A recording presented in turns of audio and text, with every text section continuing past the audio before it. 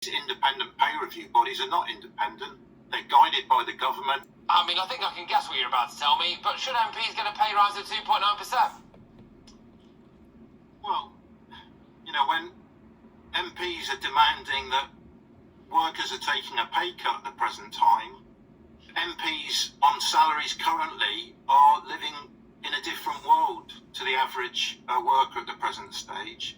I don't think anybody's going to be surprised by this, but I think people will be very, very angry.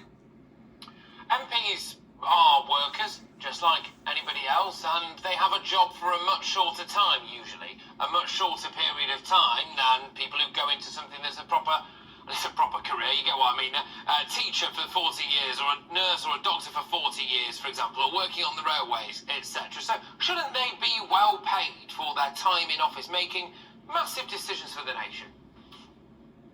Well, I think ultimately many of the people in the front line would argue that, you know, they're not doing the kind of jobs that keep people alive, that run the country on a day-to-day basis. And if they're public servants, why don't they match their commitment to society and the economy and live on the same wages as the average worker in Britain? When Dave Nellist, a member of the Socialist Party, was an MP in Parliament before he was expelled from the Labour Party, he stood as a workers' MP on a workers' wage. And I think that's the tradition that would be well supported by workers in Parliament. If we had genuine representation of ordinary workers, of health workers, of ambulance workers, of factory workers in Parliament, they'd be doing a lot more to sort the... Can I just ask, Nick? Yeah, but Nick, they have the same rights as anybody else to stand for election. I mean, you could argue, therefore, that the fact that we don't have more nurses or factory workers or people in Parliament is their own fault because they're not getting elected and they're not bothering to stand for it, whereas MPs are. So doesn't that defeat your argument? Well, I think sadly, for many people, Labour is no longer a party of the working class and of the trade union movement. The fact that Keir Starmer refuses to stand on a picket line with striking workers at the moment doesn't give workers great confidence that Labour is fighting in their interests.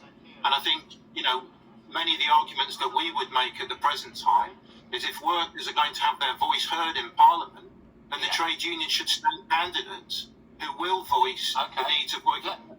I get that. Let's just bring it back. Let's just bring it back a little bit to the actual pace. If I get there's the bigger picture element to it, and I completely understand what you're saying there. But just in terms of this announcement today, the breaking news today, 2.9% is that pay increase. That's going to be, I think, laughably actually from April the 1st.